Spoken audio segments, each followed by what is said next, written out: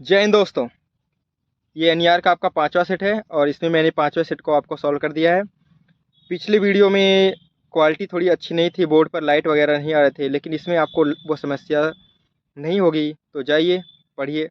जय हिंद।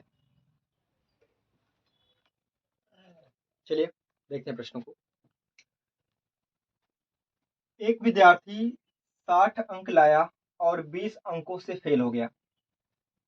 यदि पास होने के लिए 40% अंक चाहिए तो कुल पूर्णांक कितने होंगे? चलिए देखिए, उसने लाया है कितना? लाया है 60 अंक और 20 अंकों से फेल हो गया। यानी टोटल उसको आवश्यकता थी कितने अंकों की? 60 तो लाया, लेकिन 20 और लाता तो क्या हो जाता? पास हो जाता। तो पास होने के लिए कुल अंकों की आवश्यकता होती थी 80 अंक। फिर आगे देखिए, कहा है कि यदि पास होने के लिए 40% अंक चाहिए, यानी परसेंट में बात करें तो 40 और अंकों में 80।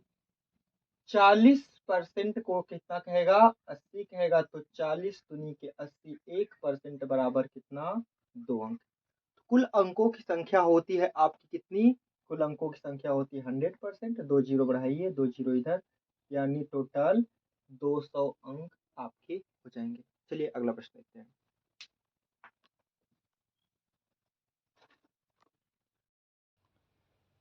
चलिए दोस्तों, आपके सामने अगला प्रश्न है। 25 व 26 के वर्गों के बीच कुल कितनी संख्याएं आएंगी? तो लगाइए इसको। 25 का वर्ग करिए और 26 का वर्ग करिए। देखिए उनके बीच में कितनी संख्याएं आती हैं। चलिए मैं आपको करके दिखाता हूं।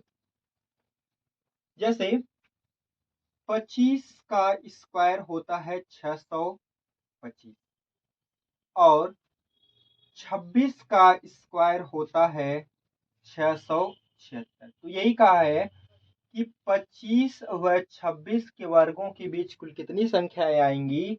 तो इसके बीच कितनी संख्याएं हैं, घटाकर देखेंगे तो कितनी है? 51। यही आपका क्या हो जाएगा? आंसर हो जाएगा, यानी ऑप्शन नंबर डी। चलिए अगले प्रश्न को हम लोग देखते हैं। अगला प्रश्न आपका है कि एक महिला बाजार से 3 किलो केले 35 रुपए प्रति किलो की दर से 2 किलो चावल 40 रुपए प्रति किलो की दर से तथा 2 किलो मैदा 30 रुपए प्रति किलो की दर से खरीदती है। तो महिला ने बाजार में कुल कितने रुपए का सामान खरीदा? तो देखिए, उसने खरीदा आपका है कितना? 3 किलो केले और कितने की दर से? 35 की दर से, यानी 3 गुणे 35। ठीक है। और फिर आपने कहा कि 2 किलो चावल 40 रुपए प्रति किलो, यानी 2 किलो कितने के हिसाब से? 40 के हिसाब से। फिर क्या खरीदा है? 2 किलो मैदा। 2 किलो मैदा 30 के हिसाब से खरीदा है। तो उसने बाजार में कुल कितने रुपए का सामान खरीदा? तो देखिए, पूरा कर दीजिए। 35 या 105 प्लस 40 दूनी के 80, 30 दूनी के 60, सबको जोड़ेंगे तो कितना हो जाएगा आपका? ये हो गया आपका 245। तो ऑप्शन नंबर बी आपका आंसर हो जाएगा। चलिए अगले प्रश्न की ओर हम लोग चलते हैं। दोस्तों, आपका अगला प्रश्न काम और समय से है। लिखा है, यदि 12 आदमी एक काम को 20 दिन में करते हैं तो 15 आदमी उसी काम को कितने दिनों में करेंगे? तो M1D1 से लगा दीजिए आप। चलिए, लिखा हुआ है कि 12 आदमी एक काम को 20 दिनों में करते हैं, यानी M1 के जगह पर कितना लिख देंगे? 12 आदमी कितने दिनों में? 20 दिनों में। 12 आदमी किसी काम को 20 दिन में करते हैं तो 15 आदमी 15 आदमी उसी काम को कितने दिनों में करेंगे? तो आपने कहा 15 आदमी उसी काम को D2 दिनों में करेंगे। तो काट दीजिए इसको। 5 से 5 या 15, 5 चौक के 20, यहाँ 3 से काटेंगे तो 4 बार में कटेगा, 4 चौके 16, यानी 4 गुणे 4 बराबर 16 दिनों में काम को कर दिया जाएगा। तो ऑप्शन नंबर ए आपका सही हो जाएगा। चलिए अगले प्रश्न को देखते हैं। पृष्ठीय क्षेत्रफल आपको दिया हुआ है 10-14 मीटर स्क्वायर, तो उसका आयतन कितना होगा? तो यहाँ से लिखिए इसका पृष्ठीय क्षेत्रफल 6a स्क्वायर, घन का पृष्ठीय क्षेत्रफल कितना होता है? 6a स्क्वायर आपका दिया हुआ है 10-14, 6 से काट दीजिए, 6 से काटेंगे तो a स्क्वायर बराबर आ जाएगा आपका 169। ये आपका किसका स्क्वायर है? ये आपका 13 का स्क्वायर है, तो लिख लीजिए 13 का स्क्वायर। तो a बराबर कितना हो जाएगा? a बराबर 13 हो जाएगा। तो पूछा है उसका आयतन कितना होगा? तो घन का आयतन होता है a क्यूब, तो 13 का कर दीजिए क्यूब, तो 13 का क्यूब आप करेंगे तो कितना हो जाएगा? आप लोगों को मैंने पिछले प्रश्न में भी बताया था कि 13 का क्यूब कितना होता है। तो 13 का क्यूब आप लोगों को याद होगा तो बताएंगे, 2197 होता है। कितना होता है? ये होता है 2197, ये मीटर क्यूब हो जाएगा। तो यानी कितना हो जाएगा? यहाँ पर देखिए स्क्वायर नहीं क्यूब होगा, तो कितना हो जाएगा उसका आयतन? ये हो जाएगा 2197 मीटर क्यूब। चलिए अगला प्रश्न देखते हैं। प्रश्न लिखा है एक वृत्त की त्रिज्या r है, तो उसका क्षेत्रफल क्या होगा? देखिए आपको सिर्फ वृत्त का क्षेत्रफल पूछ रहा है, तो वृत्त का क्षेत्रफल क्या होता है दोस्तों? वृत्त का क्षेत्रफल होता है पाई r स्क्वायर। यही आपका इस प्रश्न का मात्र आंसर हो जाएगा। चलिए अगले प्रश्न की ओर हम लोग मूव करते हैं। दोस्तों इस प्रश्न को देखिए आप लोग, लिखा है कि एक कमरे की लंबाई 7 सेंटीमीटर तथा चौड़ाई 4 सेंटीमीटर है। यदि प्लास्टर का खर्च 21.4 रुपए प्रति वर्ग मीटर हो तो पूरे कमरे पर फर्श प्लास्टर का खर्च क्या होगा? इस प्रश्न में दोस्तों थोड़ा सी मिस्टेक है, आप लोग इसको सुधार लेंगे अपनी एनईआर की बुक में। ये एनईआर का सेट 5 है, प्रश्न नंबर 37। देखिए इसमें मिस्टेक क्या लिखा हुआ है। यहाँ पे आपको दिया हुआ है कि 7 सेंटीमीटर और यहाँ पे क्या है आपका 4 सेंटीमीटर, लेकिन कहा है कि यदि प्लास्टर का खर्च 21.4 रुपए प्रति वर्ग मीटर हो, तो अगर इसको आप सेंटीमीटर पे लगाएंगे तो इसका आंसर नहीं आएगा। आपको इसको बदल देना है किसमें? मीटर में। यानी अगर आपका फर्श कितना हो 7 मीटर और उसकी चौड़ाई कितनी हो 4 मीटर, तो फर्श आपका एक आयत होता है, तो आयत का क्षेत्रफल क्या होता है? फर्श आपका एक आयत होता है, तो आयत का क्षेत्रफल होता है लंबाई गुणे चौड़ाई। लंबाई हो गई उसकी 7, चौड़ाई हो गई है 4, इसका क्षेत्रफल निकाल दीजिए तो 7 कर दीजिए, 7 गुणे 4, 7 चौक 28, क्या हो गया? 28 मीटर स्क्वायर। आपने कहा कि 1 मीटर स्क्वायर का खर्च आता है 21 रुपया, तो कुल खर्च कितना हो जाएगा? 21 गुणे 28 गुणे 21.4। इसको गुणा करेंगे तो आपका आएगा, ये आपका 599.4, 599.4 आएगा। तो यहां से आपका आंसर क्या हो जाएगा? आपका आंसर हो जाएगा आसपास कितना है 599, तो आपका आंसर नंबर बी हो जाएगा। तो अपनी बुक में इस प्रश्न को आप लोग ठीक कर लीजिएगा। चलिए अगला प्रश्न देखते हैं। देखो अगला प्रश्न है आपका x cube minus 8y cube के गुणनखंड क्या है? तो देखो आप अगर इसको ध्यान से देखेंगे तो a cube minus b cube का फार्मूला है। तो क्या होता है formula? a minus b bracket में a square plus b square plus क्या होता है आपका प्लस होता है ए बी, ये होता है ए बी। ठीक है, तो यहां से रख लीजिए, इसकी जगह पर क्या हो जाएगा? x का क्यूब, और यहाँ क्या हो जाएगा? 2y का क्यूब रख दीजिए, क्या हो जाएगा? x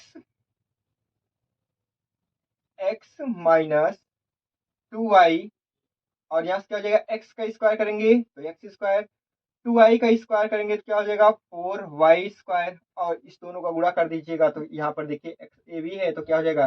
क्या हो जाएगा आपका 2xy। तो आपका ये वाला आंसर हो जाएगा। चलिए देखते हैं अगला प्रश्न।